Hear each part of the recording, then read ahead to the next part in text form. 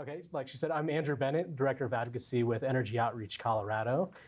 So about me, just a little bit of background. I went to school late, so before that I did plumbing and heating and HVAC, so a lot of this work I'm intimately familiar with, and I have the scars to prove it as well. Went to the emergency room more than a handful of times. Sheet metal and I don't get along. I've been a bank teller. I worked in 5 Points, so again, with the low-income community, had a lot of contact, credit unions. Went to Regis University here in Denver, where the Jesuits got a hold of me and kind of have directed my career path without me having any intention of doing that. So, you know, they're good at what they do. They get you without even you realizing it. I went to University of Denver Law School, graduated last year. We went to the bar in October.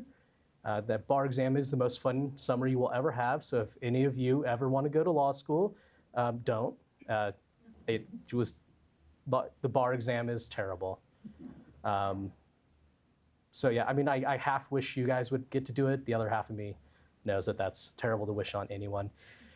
So I've also interned so during school, I interned at the Colorado Appellate Court, worked for Judge Boris for a semester, learned that I don't want anything to do with criminal law. I wrote an opinion that kept a 70-some-year-old woman in jail for the rest of her life. Bad person, we'll say that, but I've definitely learned that's not what I want to do. I also clerked at Xcel Energy, so no one throw anything at me. I worked there for 2 years, did regulatory work, lawsuits when people break Xcel's toys or Xcel breaks something else, train contracts for coal. That's a lot of fun. Streetlights are one of my passions, so if anyone wants to nerd out about streetlights, I'm your guy. Like, there's a streetlight club, and I'm not the co-president, but I may as well be. It's one of my things. And then finally, that is a real title. I am the Chief Digital Ninja for the Colorado Pledge of Diversity. In the 1990s, the Colorado legal field realized that when they looked around, they saw one thing only, and they needed to diversify. So this organization places first-year law students in some of the largest law firms and corporations in Denver and gives them a paid job, fast tracks them to employment. It's a great opportunity for kids that don't have the same connections as a lot of their peers. It's for diverse students, whether by race or, no, I'm trying to think how to phrase that. But so LGBT, people with disabilities. So that's one of my other passions. So if anyone here works at a law firm and you don't do it, please talk with me and we can talk about that. So Energy Outreach Colorado. So our mission, it's to ensure that all low-income Coloradans can meet their home energy needs. And that boils down to affordability. So we recently went through a rebranding. So if any of you are familiar with us and you see some of these new logos, that's what's going on here. So brief history, like was said, started in 1989. The genesis of that started a little bit earlier. Are people here familiar with Fort St. Vrain? One. So Fort St. Vrain, nuclear power plant, it never worked. We paid a lot of money, low-income people disproportionately so. And as it was being shut down, there was settlements and there was a lot of money that was given to predecessor organizations, and that kind of started the genesis. Roy Romer saw the need, and 89s were statutorily created, so we're quasi-governmental. We report to the legislature, but we're not a government agency. And originally it was CEF, the Colorado Energy Assistance Foundation, and the seed money came from Fort St. Vrain. And originally, all that was done was giving money to LEAP recipients. Is the room familiar with LEAP? Yes, no? So if you're at or below 165% of the federal poverty limit, which is pretty low, so you're very poor, you can get assistance from a federal program to help if you're behind on your bill. The average payment is somewhere like $400 to $600 now, but when you file, they stop the shutoff. So if you have a 60-day window, so your power won't get shut off. But originally, that's all we helped. We gave extra money to people with those benefits. At the time, LEAP wasn't that strong. And then in 1994, we went wild and crazy, and we started helping people in the summer because electric bills happen as well. So utilities don't just stop, in the spring when the heating season's over. So we started helping families with that, and it's, again, to keep you from getting your electricity shut off, and we help catch you up. And about today, the average benefit's around $400 for us as well, with a maximum cap of $1,000. So by the mid-90s, when we started getting more involved with helping year-round, we got involved with the legislature and the Public Utilities Commission.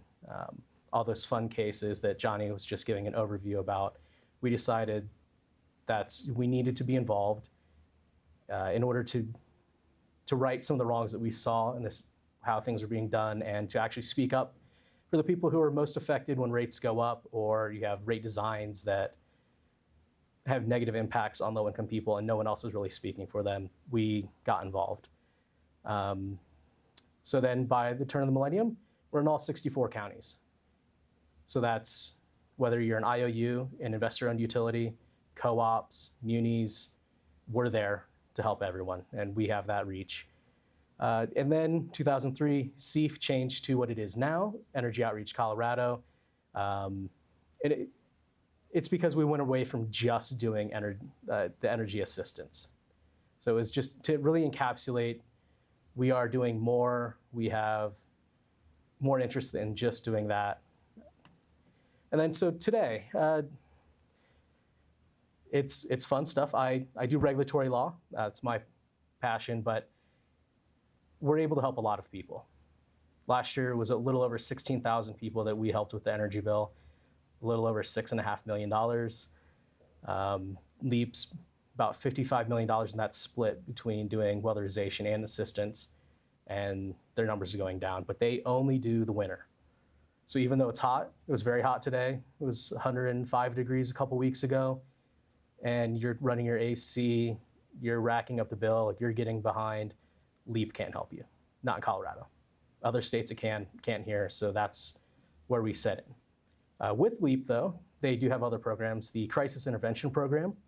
So, and we administer that contract. If you are a low-income individual and your furnace goes out, we can come in and repair or replace it for free. So we did just under 1,000 repairs and over 500 replacements, and that's free. That's no cost to these low-income individuals. Weatherization, aside from the energy office, we have our own programs, and we did over 300 homes and like about 2,500 apartments. And that's no cost to the individual. And we also invest like $3.1 million for preserving homes as well. And then we have a program called the Nonprofit Energy Efficiency Program. And we go in and we help nonprofits that are helping low-income individuals lower their energy costs and help them with efficiency measures. We can go through and do deep retrofits and refits. And that's a pretty big program. The utilities have bought on to those programs. If you look into like the recent Black Hills Energy Demand Side Management filing, they're talking about doing pretty substantial investment in those programs. That'll be an interesting case if people are interested to follow. Yeah, okay.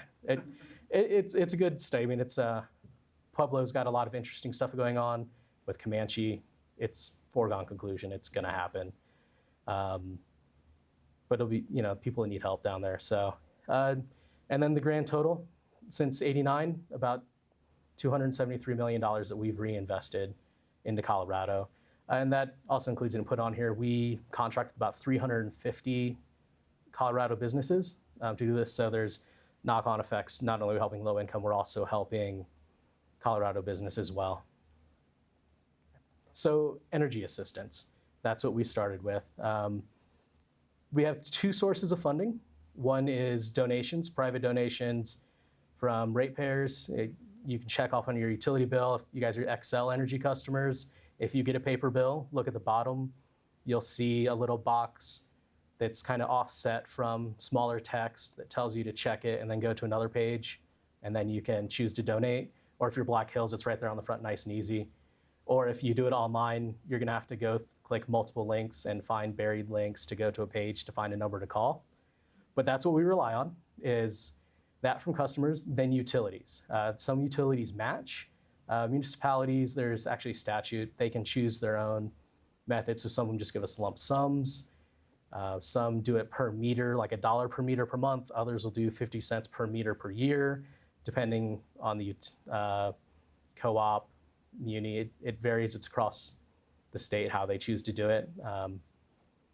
But that's basically how we get funding for energy assistance. And then some people. Could you say whether for Excel that amount is, or is it a percentage? Or? Excel does, I believe, a matching, and then we also get so there's some unique ways we get money from Excel as well. If you don't pay your bill, you get a late payment fee. In order to incent you to pay your bill, they charge you that fee. When they went to the commission, they said, this is going to be revenue neutral. We're not trying to do a cash grab, but we need people to pay their bill. And we spoke up and said, well, okay, if it's not revenue neutral, can we have that? And we'll give it out as energy assistance to help the people with, the most need. And commission went along with that. So Excel gives us a lot of money. I could pull up actually, if you go to our website, we have our annual report and it'll show. And that's actually if you're interested, that'll show by county, by fuel type, per the vendors. So that'd be like Excel or other, like wood pellets, fuel oils, coal, because there is like one home in Colorado that we provided assistance that is heated with coal. So, we all think it's either gonna be electric or gas, right? No, there's everything under the sun that you didn't think Colorado homes would still be powered with. People use wood to heat their homes still. So you can find that information. It'll be right there. I can email it to the group and give you the link. That way you can see.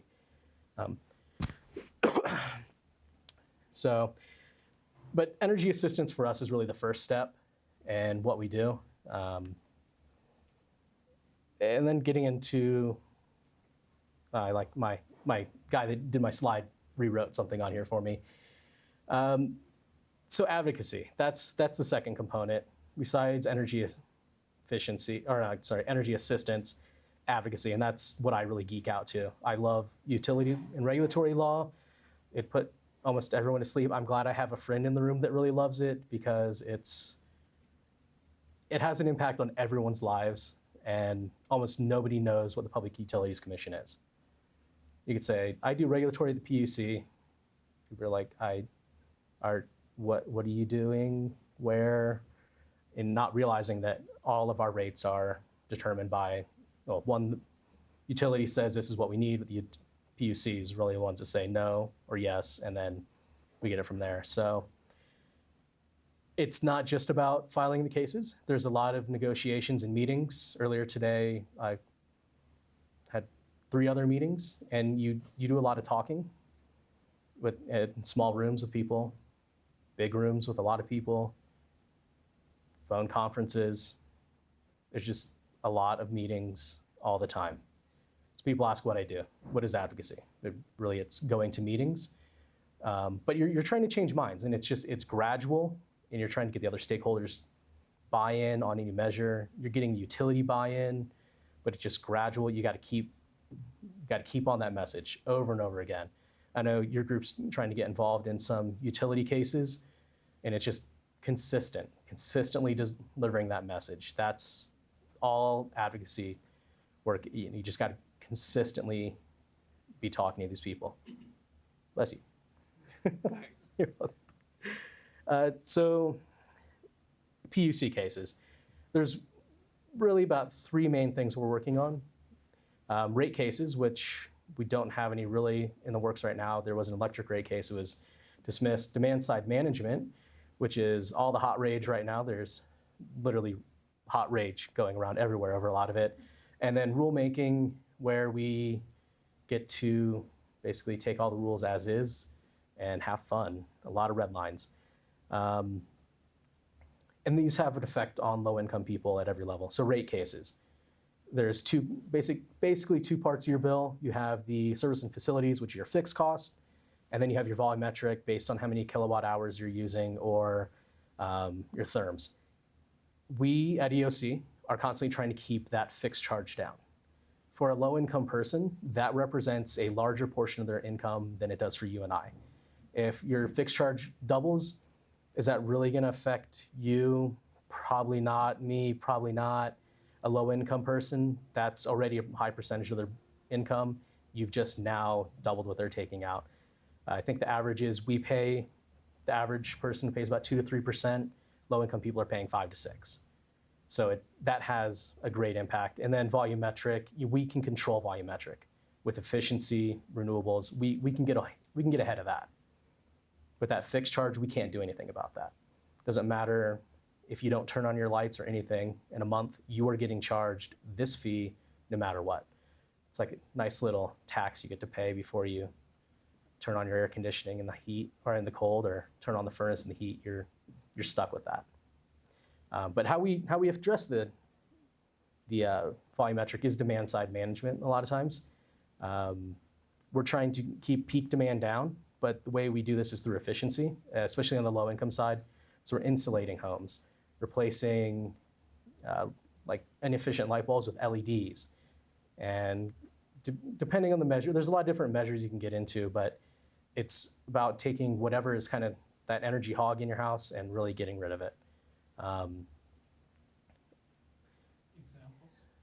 So like refrigerators, light bulbs, down in Black Hills, they're doing evap coolers.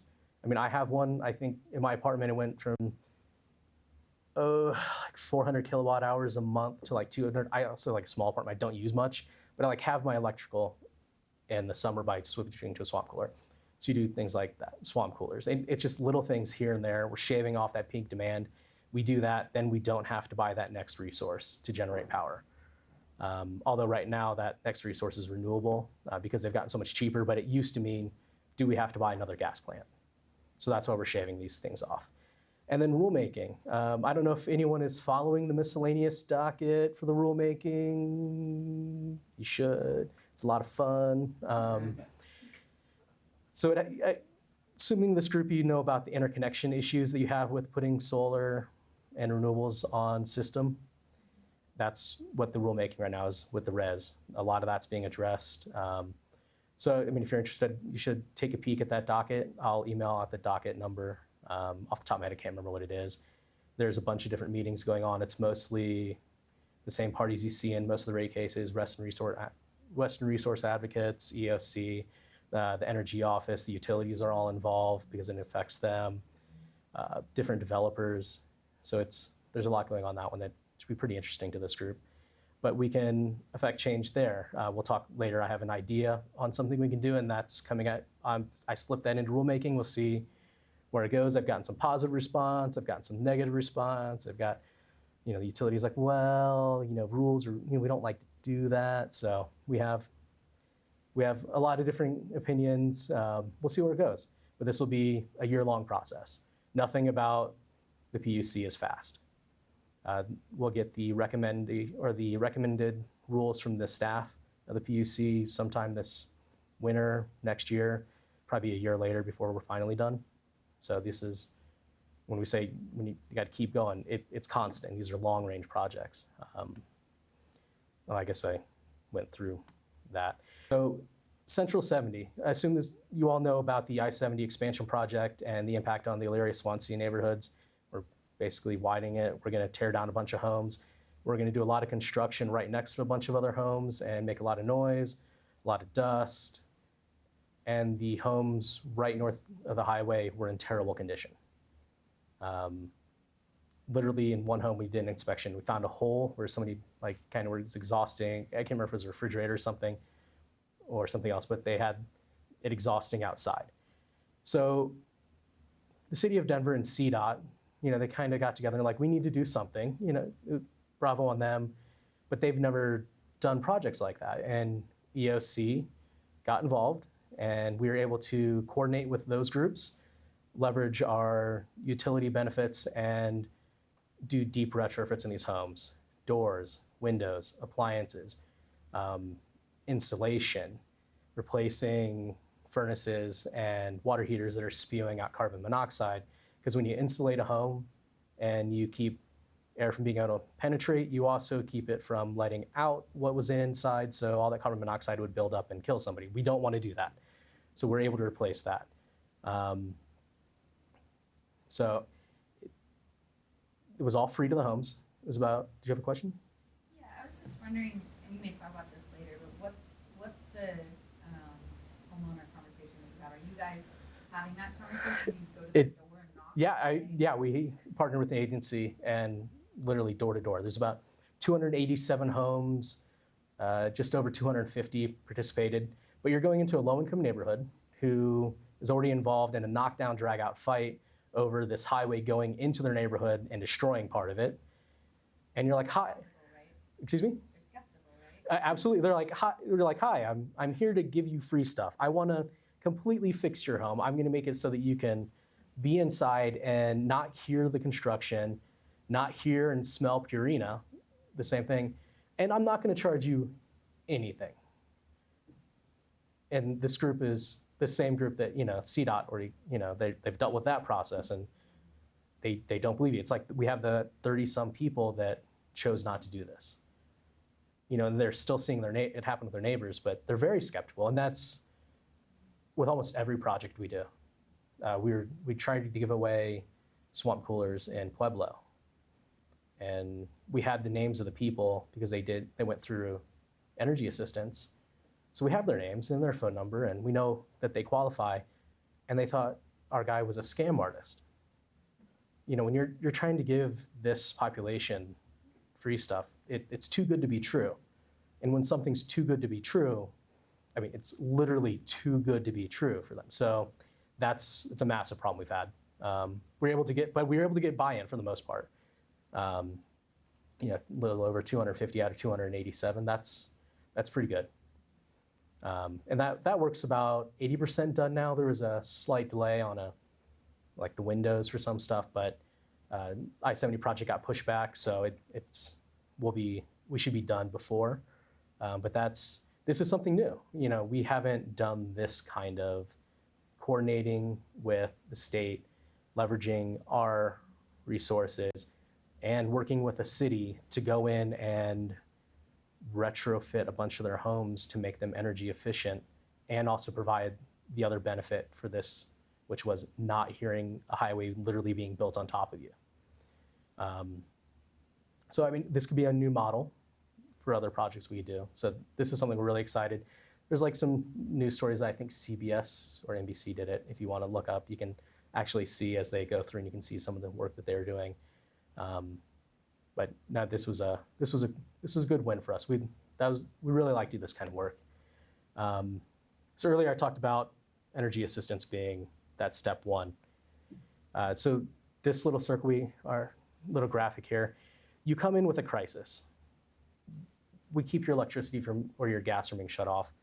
We help you with your arrearages, but that's not sustainable. You can't just constantly be giving every year when somebody gets behind. You can't just constantly be giving that money,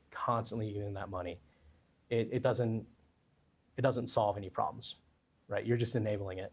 So we have energy efficiency. And then that kind of ties in with that Central 70. That's the kind of work that we're doing. We're getting your energy usage down. We're helping you lower your bill. And then theoretically, we can, in the long term, with advocacy, keeping rates lower, you're efficient, you're not wasting power. That the circle's a little deceiving. We don't want you going back to step one here, but basically you're kicked off this cycle. We want to get you in, shift you to efficiency, and then long term, we want that affordable bill so that you don't need somebody to help you with arrearages. This is, it's sustainable this way. We can then bring in somebody else. We can get people through this cycle. We want to keep getting people. We want to help the people. We want to help everyone we can that is in a crisis situation. We also want to eventually get them off so that there's more available for everyone else as well. So one of my idea out of the rulemaking, and I'll preface this, and I spoke earlier with Mariana about it, but nobody throw anything at me. Rooftop solar for low income, it's really not something we're pushing for. Energy efficiency is where we're at. When you use LEAP money and you do solar, you have to keep your total budget under a certain number.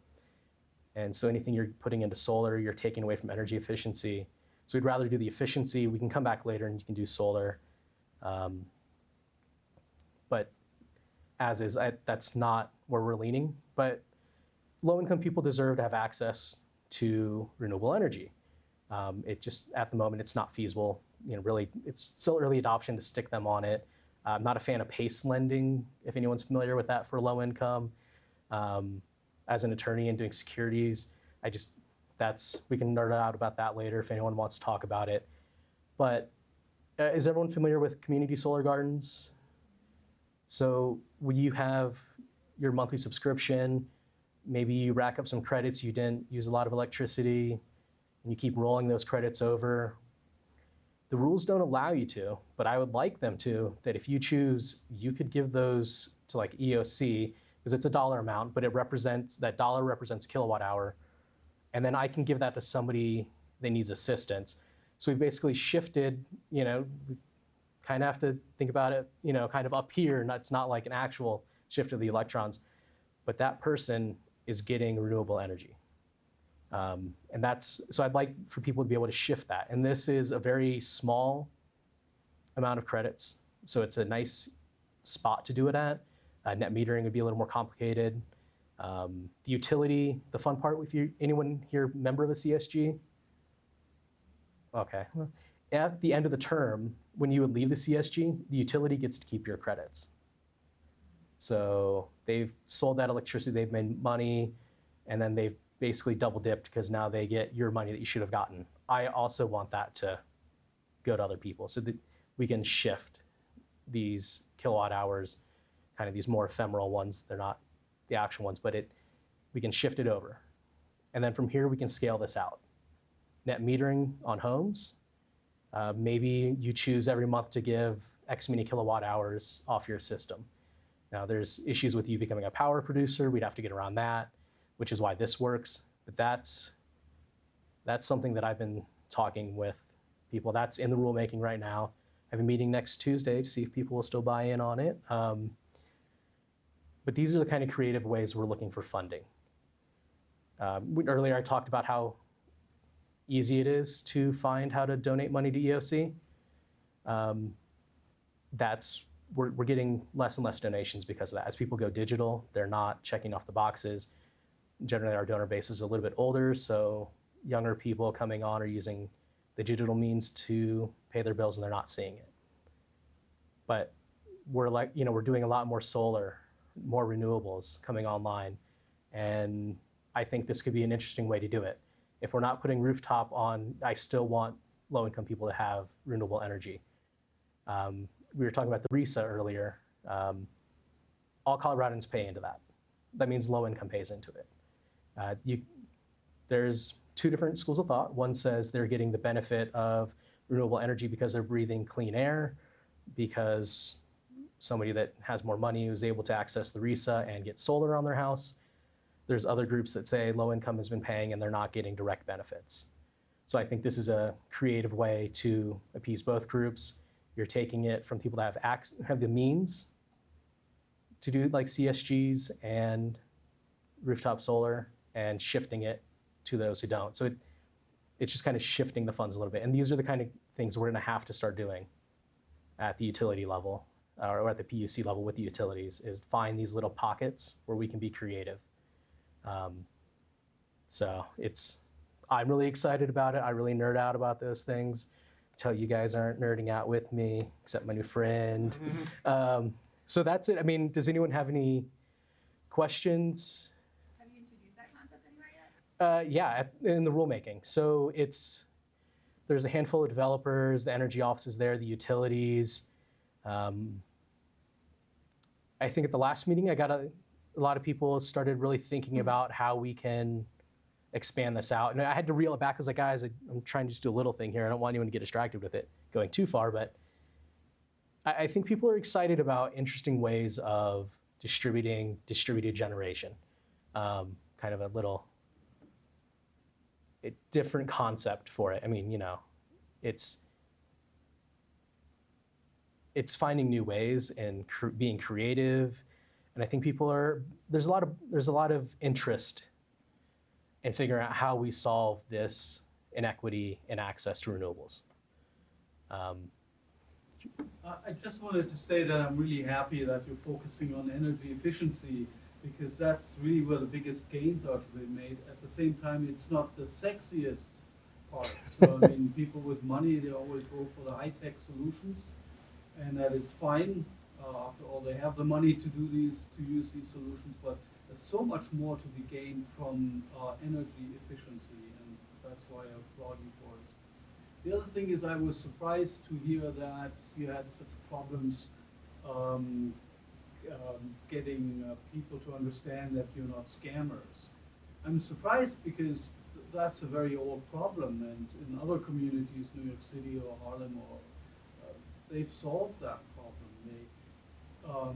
Organizations who want to give something to the community find community leaders who are trusted and recognized ministers and organizers, and they convince them that they're not scammers, and then it spreads out from there. So have you tried that approach? So yes, Black Hills, I was just talking about giving away evaporative coolers. You know, we were calling people because we had served them and like, hey, I want to give you something for free. It's going to keep you cool. And if you're using like like one of those window mount ACs, your electric bill is going to go down. A few weeks ago, our graphic design guy came with just a little flyer, not too big, not much on it. It just says free for Black Hills Energy customers. We can give you a free swamp cooler. Call Doug. And then had Doug's phone number on there. Doug's the guy that does it. Then in 4 hours, giving it to a community organization in Pueblo, we had phone calls. And it went from people, they were just given it directly, then it was passed on, and then passed on. So we've been coming up with more creative ways, and we've brought a design guy in-house, and he's helping a lot. And you know, it's one of those things you don't realize how much you really do need somebody that can do design work and marketing work like that until you see an impact, and we're talking 4 hours. And you're doing it in Spanish too, I suppose. That one was only in English, and we still got Spanish customers. So I mean, I don't know the sociology on that one, but it worked. Just partnering with that community agency. But I would say with Central 70, there was pushback. There's a lot of political stuff involved with that one. So that was part of the problem. I think there's some cross messaging. We realized it's going to happen, and that's with EOC. We're pretty pragmatic on how we look at things. You know, so we just try to get the work done that needs to get done. How successful would you say EOC has been in helping to break that crisis cycle of not only someone comes to you, you help them pay their back bills, but getting them to implement the energy efficiency measures and also learn the behaviors that they need to sustain those changes so that they don't fall back into those problem areas? That, I think, is a current project to track that. It's taken a long time to go from doing energy assistance to efficiency to getting these programs entrenched and that we're constantly part of the discussion. I think we're at 30 years in, 30 years next year, we've reached a maturity level where we can start tracking that, but it's to say what number we have, I don't know. I think that's data we're starting to track more as the programs have matured to the point where we can start doing that. And quick follow-up, also, has there been thoughts from EOC, how do you prevent people from hitting that crisis point to begin with? Is there anything preventative, or EOC's focus is, all right, there is this need out here, we have to meet this first before we focus about anything else? So that's on the rate making side. I mean, well, some is going to be education, behavior change. Could you repeat what you said to me earlier about the education awareness part? Right. So there's a lot coming down the pipe. Time of use. Everyone familiar with the basics of time of use rates, where you have like peak hours in your bill, or the rates go super high. Inclining block rates, where you get charged less for under like a certain amount. In Black Hills right now, it's going to be 500 kilowatt hours, and then once you go up over that, it's going to go up. And it's educating people. So the education side and then the rate side. I can help out a lot. Like with that time of use and that inclining block rate, you're going to have people that if they're not educated, they're not going to pay attention. They're going to do all their dishes and laundry at 5 o'clock in the afternoon. And not only are they going to get peak charges, they're going to blow through that kilowatt hour. If they're running, if they're not paying attention, they're going to end up above 500 kWh. And on top of that, they're also going to get the peak charges. So it's keeping that down. So on my side, what I can do is I can help with the rate design. And that's one way. We have a behavior change specialist, and she goes out and does education and works with partner agencies around the state and develops programs to educate people. So I mean, that's one way, or two ways, I guess. But it really depends on the individual. But we're trying to do everything we can. And that's constantly why we're intervening in these rate cases, is to keep those rates down, to keep people from having those kind of problems, to also get the education money in there. So that's how we do it. Did you have? Okay. Okay. My question was with the community solar gardens. Okay. My thinking is when they're trying to develop these projects, they assume some level of excess credits that they're going to get to take back from the customers that aren't using them. They assume that when they're doing calculations for like rate of return on the project.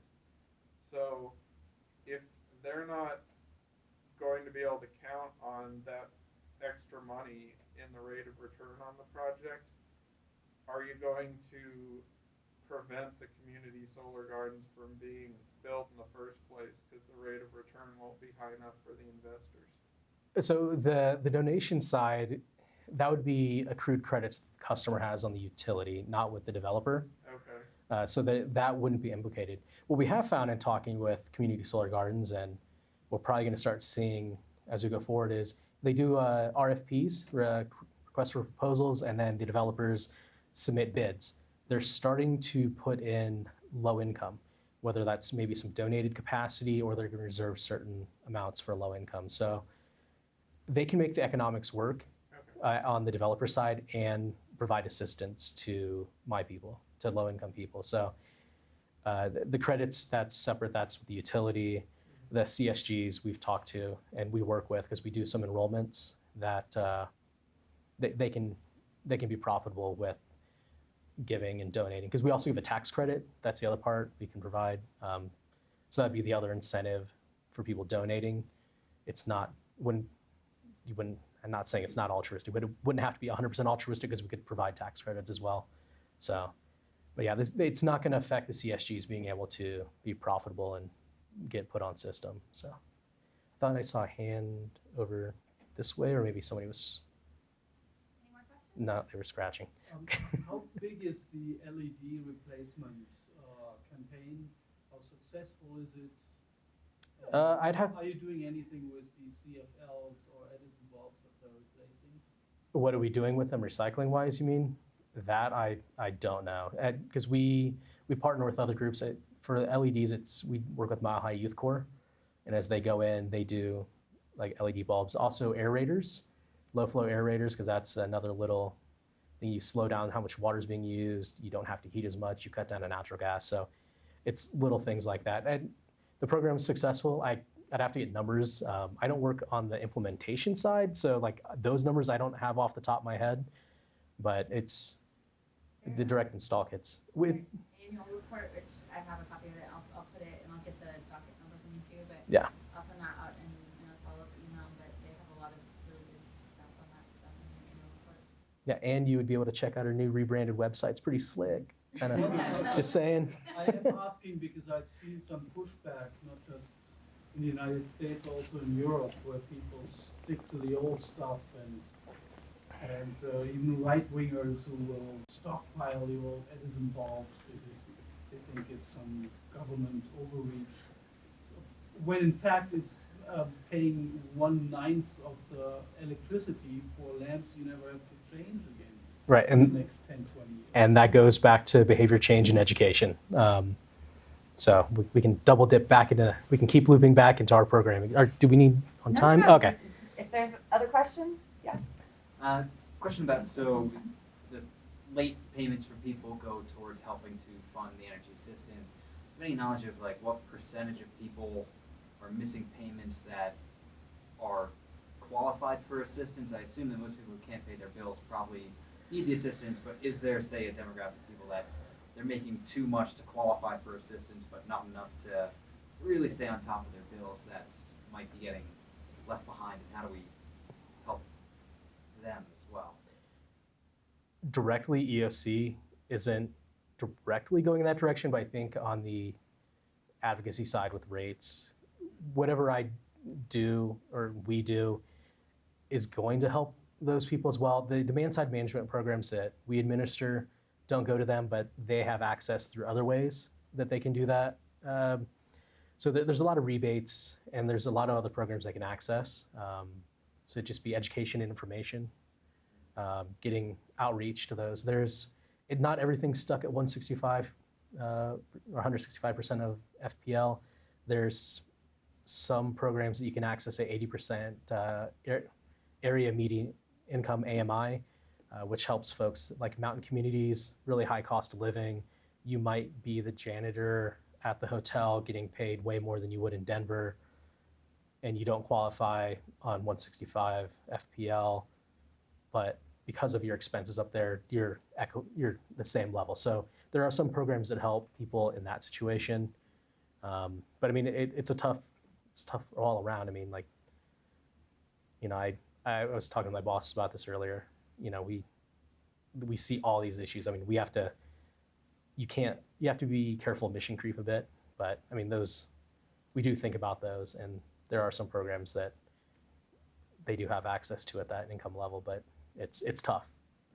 And one little missed payment could result in you losing a job. You know, if something happens knock-on effect, get evicted, and then you are in our purview. But I mean, that's the danger a lot of the people face is one small crisis and you're evicted, utilities are shut off, and you're now in the low income segment. So And it also affects the credit rating, right? It goes right into. So utility bills? Yeah. Utilities are not reported on your credit. Okay. Now, having said that, do pay attention. There is interest amongst some parties of reporting utility payments or non-payments on your credit. I don't like that idea. I mean, this is a necessity, something you have to have. So having that go against your credit, not really something that I feel is good. Luckily, also the Office of Consumer Counsel, a state agency, feels the same way. So I mean, people are keeping an eye on that, but that's something that's being pushed. So I don't know if that's kind of outside your purview for this group, but as individuals, it may be something you just want to keep an ear open for, that some people are trying to do that. So yeah, no, that's terrible. Thank you.